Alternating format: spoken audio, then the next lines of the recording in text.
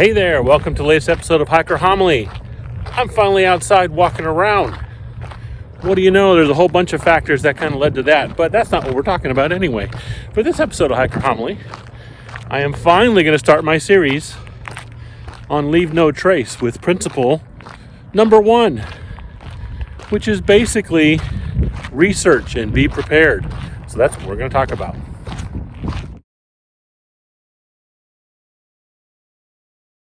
So for Leave No Trace principle, number 1, it is plan and prepare, which is another way of saying be prepared. How many times on other videos in the channel have I said, be prepared is not just a scouting slogan.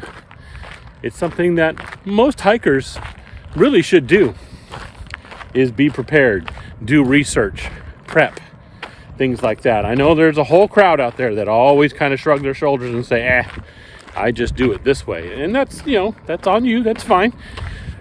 The old hike your own hike thing.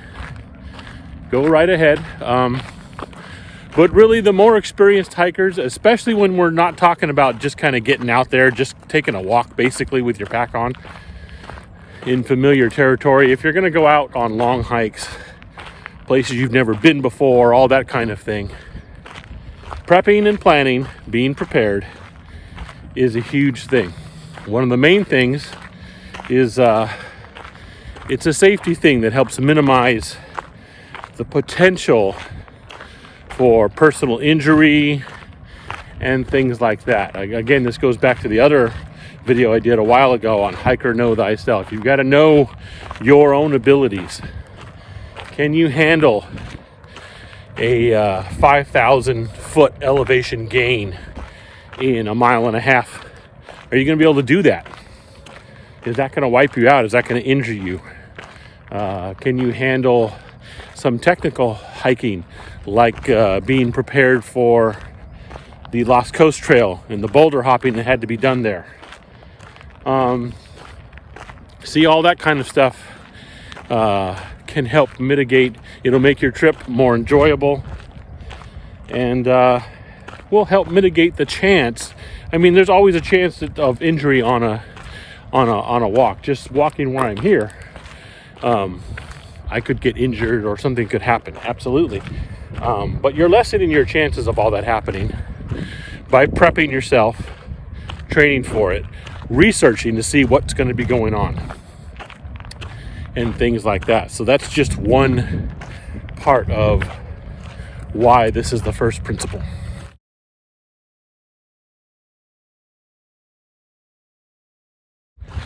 Now, the second part is not just safety for yourself and care for yourself, but care for the backcountry that you're going into.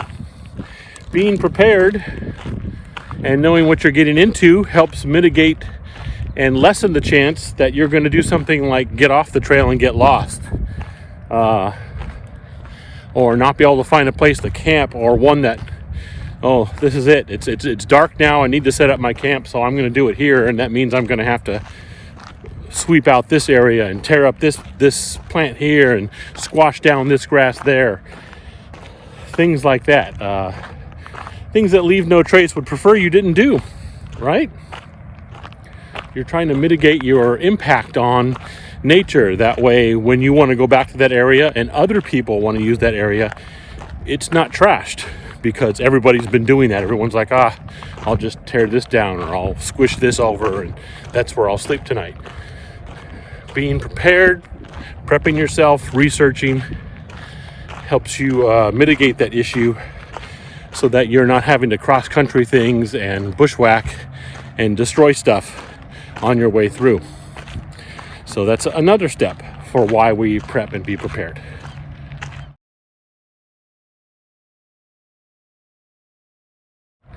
Now, one of the third main reasons why you should prepare, research, all that kind of thing, is kind of a both hiker safety / care about the environment backcountry thing. Is it gives you a chance to figure out the potential wildlife encounters you may have, both flora and fauna. Does this area have poison oak, poison ivy? Does this area have other plants that may be a threat to hikers or your well-being, like poodle dog bush or some other kind of plant that may be toxic when come in contact with? Does this area have bears in it, mountain lions, coyote, all that kind of thing? How are the mosquitoes in the area? Even something as simple as that, ticks, all kinds of things, big and small, that you should know about ahead of time so you can help alleviate.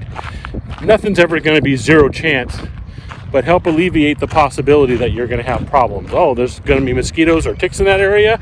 Oh, okay, well then I've got this pemberthin. I'm going to use that on my clothing and all that kind of stuff to help stop that kind of issue. Oh, it's bear country? Okay, if I'm going to be sleeping out there, then I'm going to make sure that I've got my canister with me or hang properly and know how to do that properly and things like that to help mitigate issues in camp. Cougar country? Okay, I'll have my eyes open, keeping an eye out for things. So lots of ways to do that. Got this guy flying over here, isn't that cool? But I want to stop the lesson real quick to just let you know it. My friends are here. Look at this. First time I've been out in a while. And I've got this group of vultures hanging out. I mean, that doesn't boost the self-confidence. Why would they do that to me? Anyway, so yes, you want to mitigate issues by knowing the kinds of encounters you potentially may have when you're out there and learn about what to do during those encounters. What happens if I come around the corner of a trail and there's a black bear standing on the trail? Or if you're at a certain northern climes, a brown bear, a grizzly bear, all that kind of thing. You got to know. What are you going to do? So that's part of Leave No Trace as well.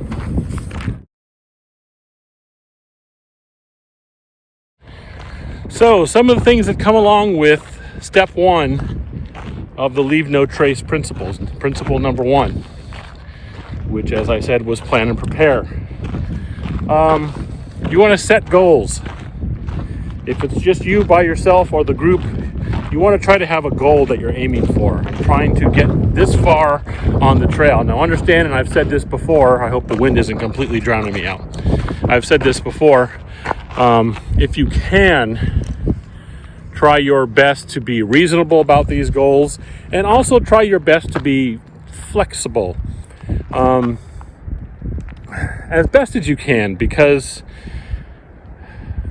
you really should put up a framework of here's kind of what I want to do, but understand that things are going to change once you get out there, and my physical ability isn't quite what I thought it was, or anything else could happen. Maybe this part of the trail is closed and I didn't know it. Even doing my research, it didn't show that it was closed, but it is.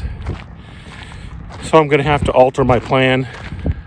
Be ready for that, and be ready to be flexible in your plans. But do have a basic framework of I want to do this by noon and be at this ultimately at camp. And this is where I want to try to camp because I know that's a good campsite that is already established. So I'm leaving no trace basically by not starting a whole new campsite, things like that. Be ready for those kinds of things. But be flexible in case things have to change. You want to try to identify your skills if you're by yourself, and if you're going with a group, the skills of everybody in the group in total. You have to take that into account. Okay, we're going to try and get to this place. Oh, but I don't think hiker X is going to be able to do that because he was having some problems with his knee last time. Still wants to go on this trip, but I don't think he's going to be able to climb that hill. So maybe find another route, or talk to them about how they're going to take care of that. Maybe they'll be like, oh, I can get up there. It's going to take me a while. Just be ready to wait for me. And maybe that's what your plan will be, see? So do things that way. You also want to know, keep track of the terrain. Like I just said, are we going to be doing any elevation changes? How bad are they going to be? Going downhill can be just as tough on some people. Are we doing that? What's the weather going to be like as best? I mean, obviously that's something that can change quickly, especially in places like the Sierra range. The weather can change very fast, but as best as you can, or are we looking at possible rain this weekend, or the days you're going, not things like that? Is the area I'm going into have some kind of registration system? Like I know certain wildernesses in the Sierra range, especially. You still have to get what they call a backcountry permit. They don't cost anything, but it's basically the Forestry Service trying to keep track of who's where at what time. In case of an emergency, they know we have this many people at least in this area that might need rescue, and they know what kind of resources to put into that area to try and do those rescues if something like a fire were to come up or something like that. Just kind of a safety thing. Are there any boundaries you're going to run into? Are you like hiking in a regional park, and you just know that, okay, this trail shows that it goes this way, but going past this particular point, I'm actually on private property. I'm not supposed to go over there. Know those things ahead of time so that you're not putting that into your plan and things like that. Make sure everybody in the group, or if it's you by yourself, have the proper gear and clothing for what you're doing. Okay, yeah, there's going to be rain during this trip. You've done the research, you know that. Okay, that means you're going to have to make sure you have your rain gear. You really should have some kind of rain gear anyway, especially if you're hiking in the mountains, because things can change fast. But just in case you're one of those folks that, if I don't think I'm going to need it, I'm not going to bring it. Okay, then make sure you've done your research well enough. Okay, I might need this, so okay, I am going to bring my rain gear. I am going to put up my rain fly. This, I was kind of nice. I was going to put my tent down without the rain fly, look at the stars through the mesh. Oh, but we might have rain tonight, so I'm going to go ahead and put the rain fly up.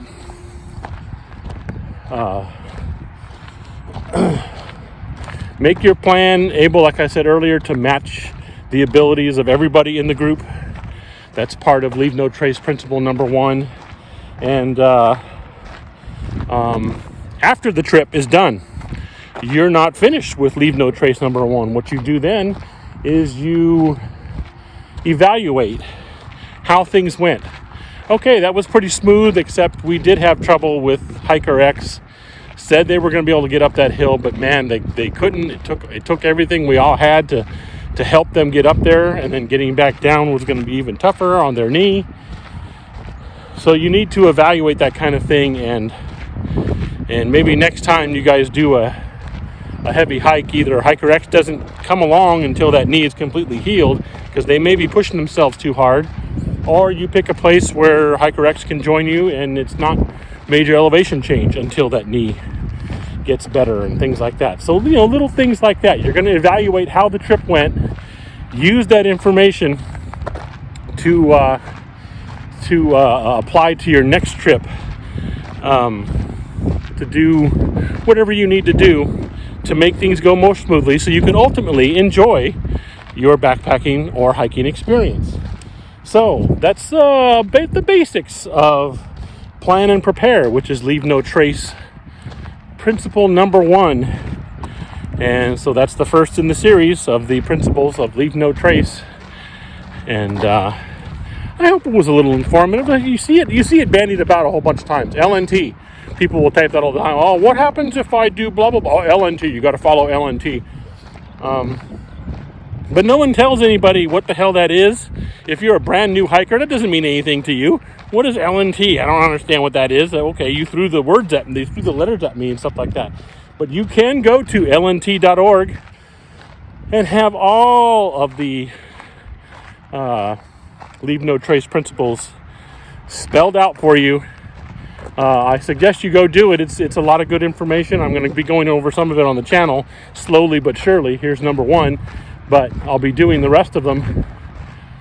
But it'll behoove yourself, if you're really serious about hiking, you're going to do regular hiking, to learn all the principles and follow them when you're out there, because it helps assure that these trails will be there for you whenever you want to get out there to them, and also for others, even in future generations, who might want to enjoy it. And if you're the type person who goes, I don't care about future generations, as long as I've seen it once, I did it, screw the rest of it. Well, that's your own selfish issues.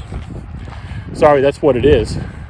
You're being selfish, and oh well. Some people relish themselves being a-holes. Most of us in the hiking community do not.